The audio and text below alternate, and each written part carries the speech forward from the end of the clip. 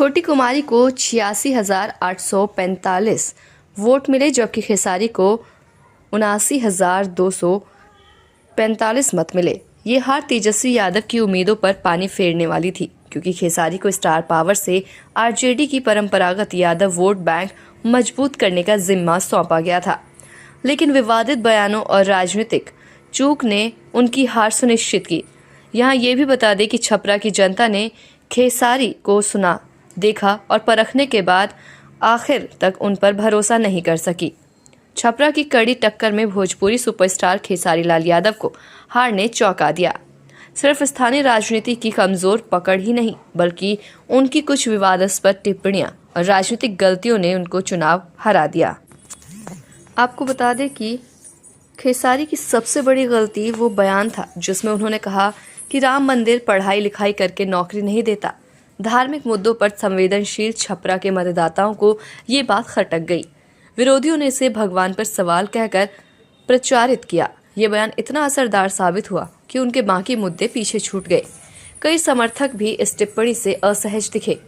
दूसरा विवाद तब खड़ा हुआ जब खेसारी ने कहा कि जंगल राज में गरीब कम से कम जिंदा थे।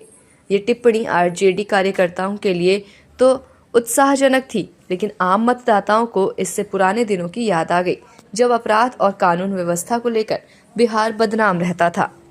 विपक्ष ने इसे ऐसे पेश किया कि खेसारी उसी दौर की वापसी चाहते हैं। ये बयान उनकी विश्वसनीयता पर बड़ा हमला बन गया। छपरा में खेसारी पूरी तरह अपने स्टारडम के भरोसे उतरे।